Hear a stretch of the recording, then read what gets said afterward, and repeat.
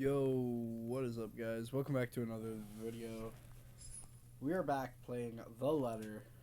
That's right. We're getting close to hopefully the end of Marianne's chapter. I'm going to be honest. This one I haven't liked as much as some of the others because, I don't know, I just really haven't. Also, I realized after the last video, we have yet to see Ashton. Ashhole. We've yet to see Zachary. Zach or Ree. Zach Harry.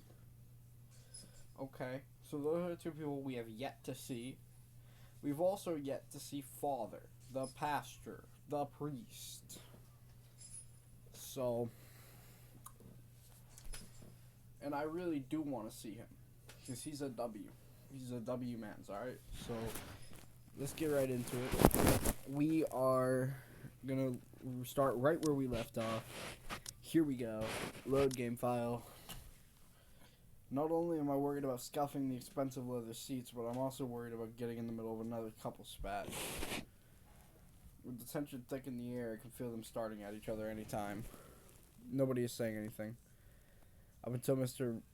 Wright tells his valet to turn the damn radio off. And for a moment, I think he might start. But instead, he just stays quiet, and so do the rest of us. In the end, the sufferable silence stays. I've never been so glad to see a house. Stepping out of the car and up to the mansion meant the end of an uncomfortable ride, and I can finally take a deep breath of fresh air. The beauty of the place never fails to make me gaze and wonder every time I see it as well. Mr. Wright moved towards the front door, keys in hand, and I can already hear Mr. Wright plodding. All right, Hans, we're going to go in, but I want you to look around the place. Familiarize yourself with it. Know every nook and cranny, every inch of the lot. Go and see where we can put that vineyard and the other things we talked about. Okay. We'll want to know where to station security as well, so go around the perimeter and figure it out. Scout the property and circle the perimeter on foot. You do know this is 46 acres of land, sir. Damn. Well, you are not driving the car over the grass. Put those long, spidery legs of yours to good use. I didn't hire you to stand around and look intimidating. For real. Get to work. Little bro. Go, mush. I'd like to ask how Yawns can even stand and tolerate the man. It's called the money. Why doesn't he just quit? Certainly the pay can't be that good. Even I'm a bit put off by your mutual employer. And the only thing that keeps me from failing is the fact that we've already signed a contract. At least I'll only be working with them during the duration of the project. He works with them every day. Sometimes I think you hired me to make me suffer for your amusement. Someday I'd ask. I feel a bit bad for him. If it's any consolation, he'll be away from Mr. Wright, if only for a little while. We will enter the mansion after a bit of standing out there in the sun. This wretched, strange sunlight that is far too alien and rare.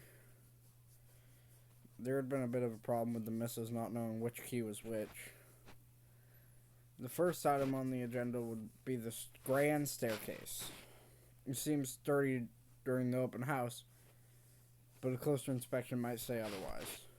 There are no obvious marks of damage nor wear or tear, probably rethreaded during renovations. Peeking under the grand carpet, the wood is properly installed with the bark placed down to prevent cupping. The carpet itself could use a vacuum, though. Structural conditions, from what I can see, without actually dismantling the thing, looks to be in good shape, and the hand rails and support posts are firm. The work on it should be commended.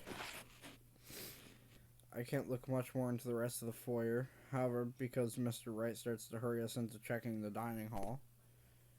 So, what do you think? Certainly we can't turn this area into a garage.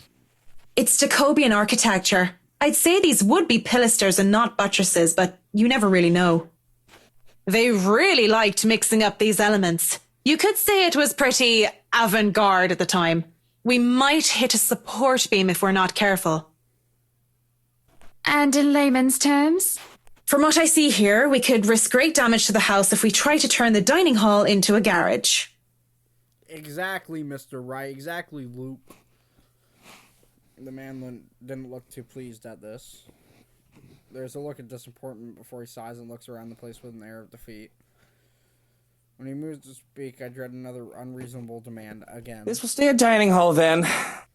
But if I may have another request instead, at least spruce the place up with some flowers, some plants or something. It feels so old and dead in here. That's hardly unreasonable. Daffodils are a must, I presume. The look that passes between the two of them, there's a genuine look of fondness there. This is the first time I've seen such an exchange between the two of them. If anyone are to see them like this, there's a little doubt that they loved each other. Of course, and I want a garden full of them. Now, if you excuse me, I'd like to look at the rest of the house. I'll just be around here downstairs, if anybody needs me. That leaves Mrs. Wright and I. He's quite fond of them, you know. I can imagine. He looked terribly upset when we told him he can't have his garage. I meant the daffodils. We always have a vase full of them in every house we own. Somewhere, I'd like to think.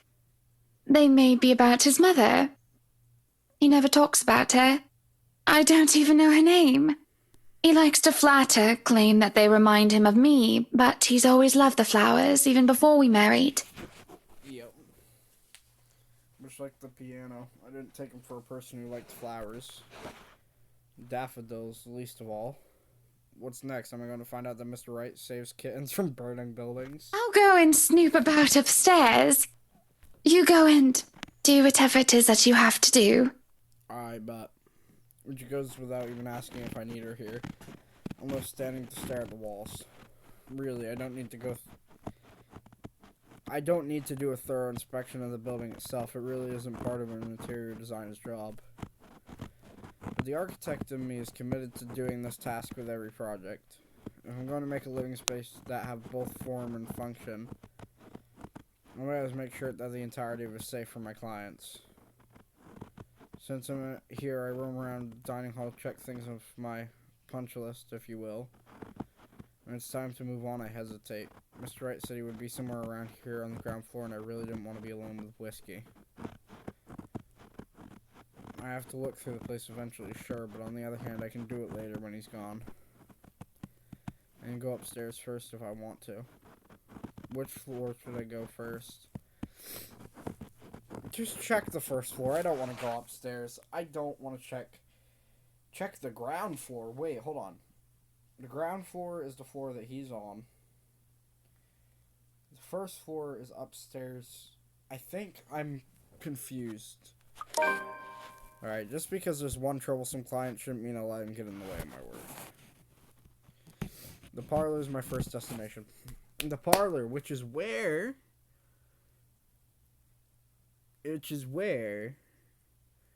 people can chill, maybe have some tea. Just people can sit, relax, maybe have a friend over, you know. All the simple dowies. Mostly because I figure Mr. Wright is hiding down in the wine cellar and making plans there. I'm going to bump into him sooner or later, but I'd rather make it later. Much, much later. The place, upon closer inspection, is in good shape. I don't doubt this place was done with the most care, considering it would be one of the first rooms visitors would see during the open house. There's stain on the carpet, most likely by one of the guests at the time, but it isn't anything good cleaning can't get rid of. Next is the music room. Or at least, that's the plan. Locked? Oh, come on now.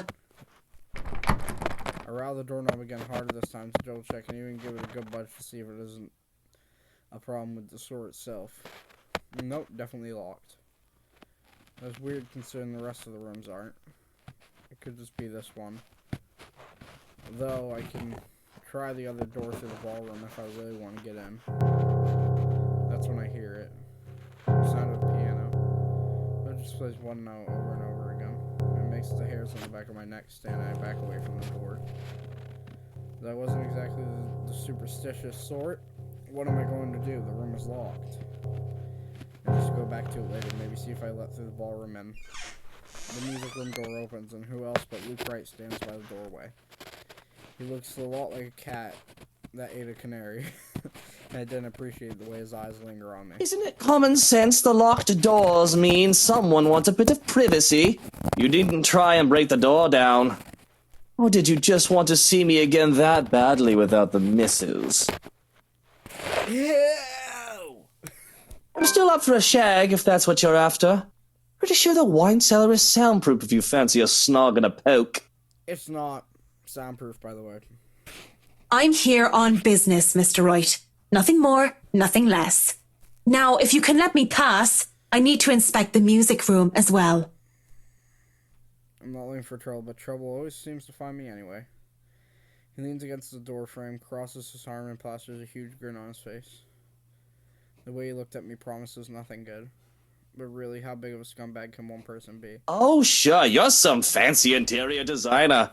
But mix in some booze and you really loosen up, don't you? Working woman by day, working girl by night. I'm not. I'm no such thing. Don't you fucking dare continue down that line of thought. I'm not what you suggest I am. I am not some whore you can just leer at and proposition. If anybody here is morally reprehensible, it's you cheating on your wife. And if you don't stop this harassment, I'll... Tell the wife? Good luck with that. You're terribly confident for a lecherous cheat. Do you honestly think you're the first woman that threatens to go running to her claiming something or another about me? You think you're some special snowflake and that you're the first woman that I've slept with? My hands shake. I have to remind myself that I would get nothing out of hitting him. Nothing but satisfaction, at least. Tell her. But who will she believe? Her darling husband? Or the hired help? Oh, Buttercup, she's probably trying to make us pay up or she'll create a scandal. Stay quiet, you can go on with your life with no trouble. And if I talk? Even if your wife doesn't believe me, I can get people talking. What then? Oh, people gossip all the time. It's hardly anything new. But still, if you talk, I will ruin you. Die. Nah, see, I didn't like Luke at the start, especially after he was racist towards my boy Zach. I already didn't like Luke. Hell, I liked him more than Ashton. Ash Hole. Which Ash Hole is not a likable person. He's a meanie pants. And a tease. But Luke... Nah, bro. Nah. The way he says it, promises it, makes my blood run cold. Now, why don't you run along and do whatever silly job you have to do? No. I'll just be here in the music room if you change your mind about a shag. Fricking butt face. Scum of the earth he is. How could you just let him talk to you like that? Okay, so forget about going into the music room then. That's fine, you'll have to go out there sooner or later. In the meantime, I can go around and check the rest of the house. All my worries fade when I step into the ballroom. And well, the whole place is just grand, isn't it? I can see why the Wrights made sure nobody else would take this place from them. Anyone who has it will certainly be the belle of the ball. It's pretty much great, big status symbol. I don't think I can do much of a thorough inspection of this room, so I note it down for later. Moving on to the kitchens, I check the ventilation and the general fire safety in the kitchen. This bit is important for a place of this size. I would, of course, suggest bringing an actual fire safety inspector over for more detailed inspection. But it wouldn't do to see such beautiful architecture go up in flames after all. I take measurements of the countertops and cabinets, note down what type of wood they use. They want some of these recreated to hide modern appliances. There's a loose floorboard in the first corner, and some of the others had scratches, but everything else seems to be in decent shape. The concentration is broken when someone knocks. You can come in. Door's not locked. I wait, expecting Miss Wright or their butler to come in, but nobody entered. Instead, there's that knocking again. It's louder and more urgent this time, and I'm pretty sure I didn't lock that thing. All right. I'm coming. Just hold on. When I moved to open the door, though, I realized something. That knocking isn't coming from the door, but somewhere else. In the wine cellar.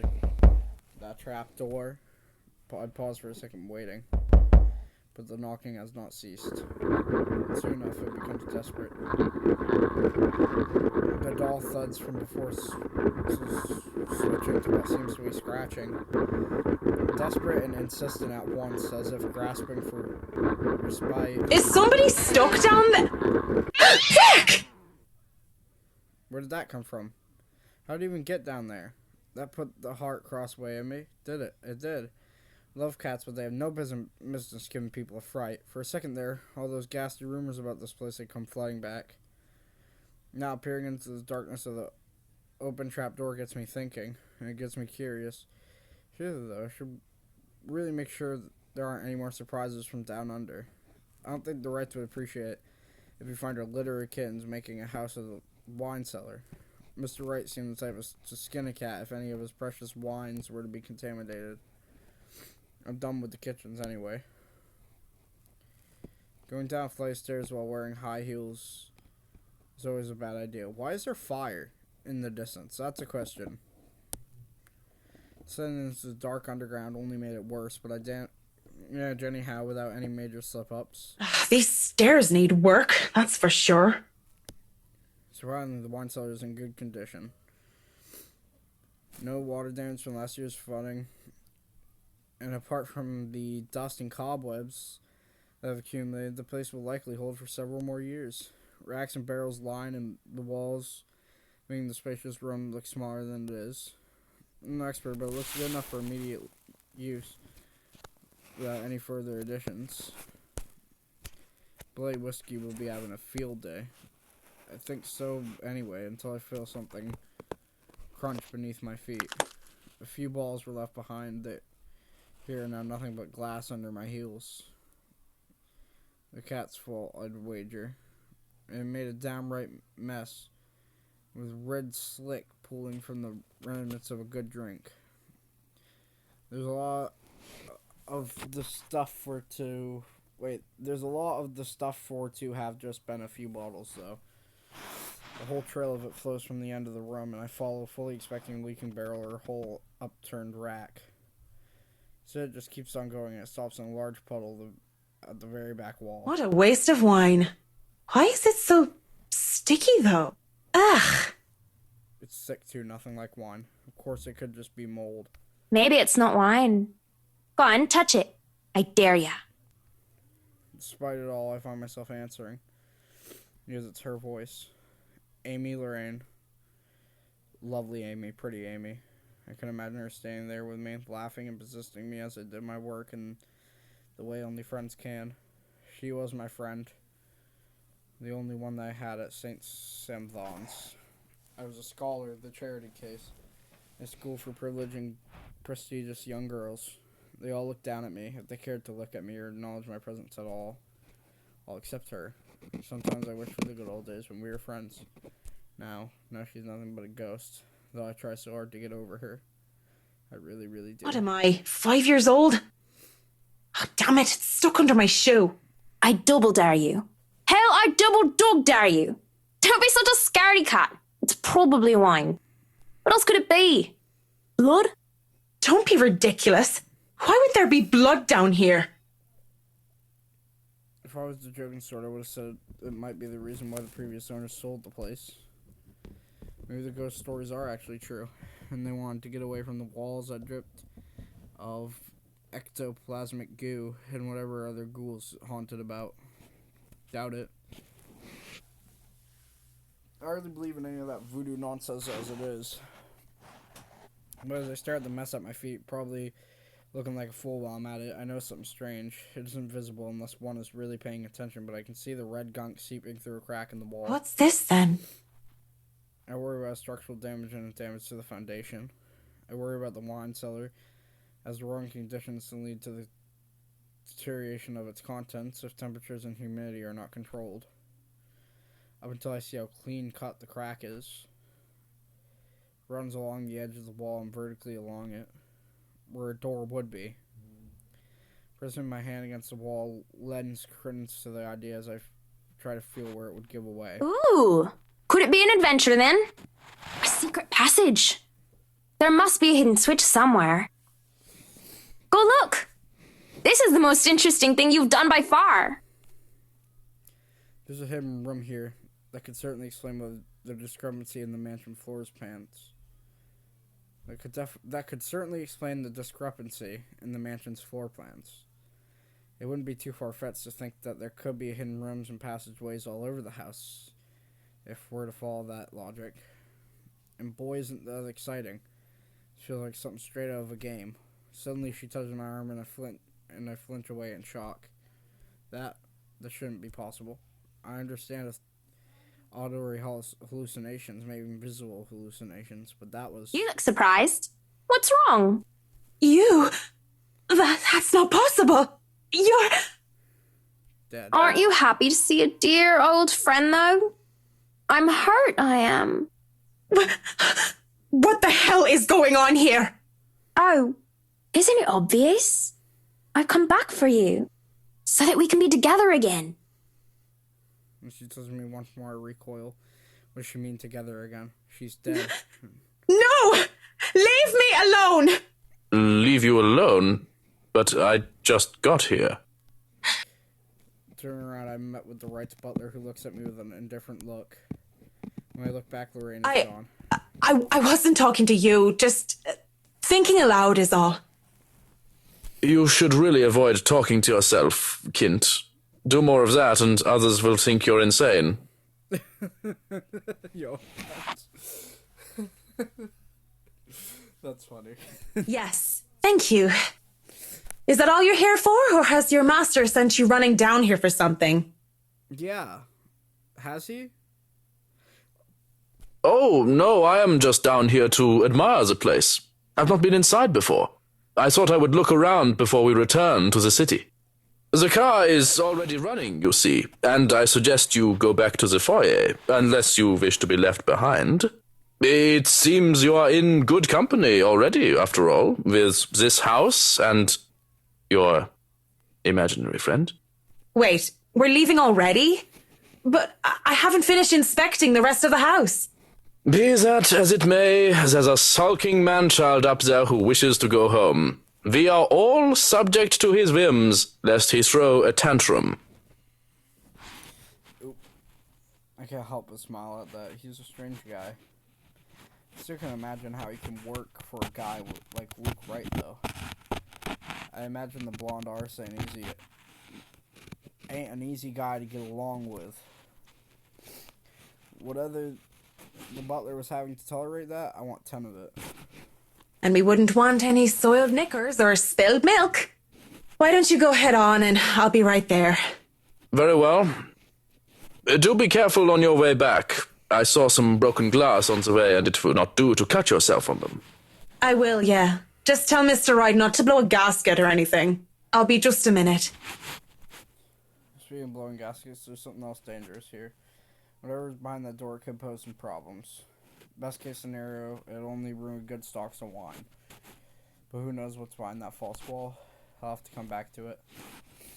It's already dark as we make our way out of the mansion. With no lights, we're only illuminated by the headlamps of the Wright's car and the stars up above us. Almost gotten there later in the day or something, because it's already dark. And it was light when you got there. And the sun was out. And you had only been checking around so long. But it makes me wonder how long you've been down in that wine cellar. Because, like, maybe you were down there, like, a good while. You know what I mean? The sight of them helps me compose myself much more than several minutes of being alone did. The car's engine is running, yet the two still stand out on the lawn. Mrs. Wright is busy, eyes up to the stars, and Mr. Wright, arms crossed, has his eyes down on the ground. It is the crutch of grass under my heels that brings their attention to me. About time. What took you so long? A minute longer and I'd think the house swallowed you all up. Oh, hush, dear. I'm sure she has her reasons. Marianne doesn't seem the sort to idle. Sorry, I was just checking on something important. See, business is business and they take time, love. You should know that better than anyone. So, Marianne, what do you think? Are you the woman for the job? I know we already signed papers hiring you, but I want to be 100% sure that you are committed. Glanced back towards the mansion, knowing what I had seen there. The curious thing in the wine cellar, which is stuff I'd only read about from frickin' horror stories. And her, she feels the slightest bit hesitant. I was lucky. I've seen enough films to know what happens when a promiscuous woman enters a haunted house. This is my chance to turn it down, make excuses, say that I'm not up to the task. And I need to take care of my old, sick father. Just pay the fine, which is probably outrageous for a contract like this, and let it go. I should turn it down, but for some obstinate reason, I can't. In the same matter, I haven't let go of her. And the regret that has been shadowed me since that day.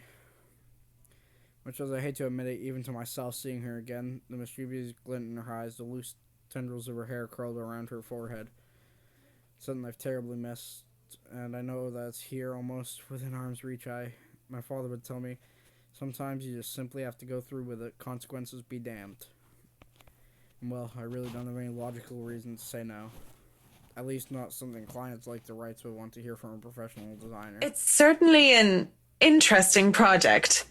You can be sure I'm seeing it through the end. Such dedication!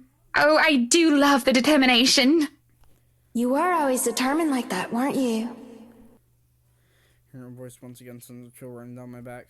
I can't wait for this day to be over.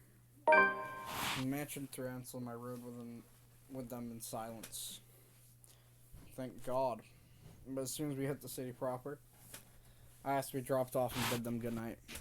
I thought it'd be best I didn't stay too long in confined spaces with either Mrs. or Mr. Wright. Will seem to cause me serious trouble, and if the project had been any less interesting or grand, I would have dropped it without a second thought.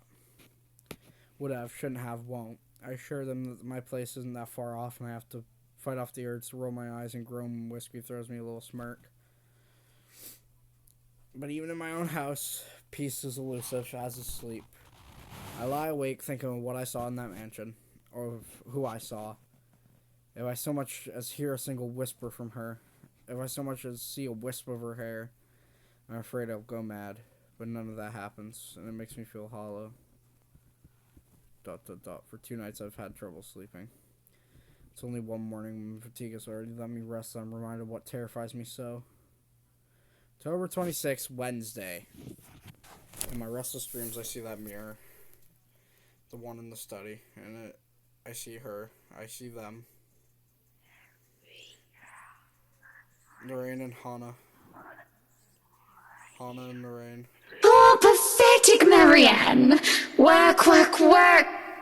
She'll work herself to death. See, she doesn't listen. That's all she did. Look at what happened to me. They talk among themselves with cruel smiles and venomous tongues. Or rather to themselves, 2 heads, 1 body. A horrible mockery of these women, as if they were the one and the same. More's the pity. Life goes on and goes out, and she doesn't even see it. Do you think she'll even realize when she's kicked the bucket herself? And when they say a person has a hard time telling when they're in a dream, it was true often enough. Even with this bizarre sight, even with the obvious implication that this isn't real, I can't help but feel distressed. Likely. Is that any way to live at all? She might as well be dead. Cruel fate that she's alive and I'm... well... They speak into each other's ear, tones low and hushed, and I can still hear them as clear as day. Their whispers pervade the ear, heavy and oppressive. They bury and dig in my head like tiny maggots worming their way into their skull. It's only then they make a notice of my presence. Then that they take notice of my presence. Eyes turn towards me and I can only feel small under their scrutiny. Because Kurt smiles etched on their faces, mimicking each other grotesquely. Oh, Marianne! How long have you been standing there, dearie? Come join us, Marianne. We won't bite. Unless you ask, that is. Have you been looking at us? Spying? How scandalous. Such a naughty girl. I'm sure you were just waiting for something lewd to happen, weren't you? You know she will not admit it. She thinks it wrong. You've said it so yourself. Yes. She thought me wrong, impure, abnormal, because I loved her. My breath itches and I open my mouth to protest, but they stop me screeching. The mirror that holds them cracks, lines sputtering across its surface. Do not lie. We know the gluttonous thoughts you try to deny, girl. All those desires you bury beneath that sickening guilt.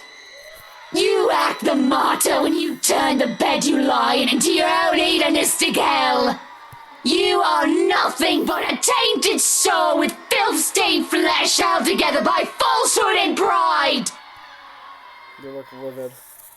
And when it looks like they would lunge, I wake, feeling like the wind had been knocked out of me. Alright, guys, I will see you all next time. Let me just save.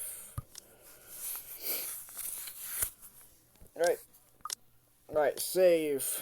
There we go. That was a really weird dream that I just had. Wow, that was weird. Anyways, I will see you all next time. That was a really interesting episode. I don't think I've ever actually just been, like I said at the beginning of this episode, it's definitely different. It's definitely, different from the rest of the story. And, after we get done with Marianne, we still have 3 more stories to go. Becca, Ashton, Luke.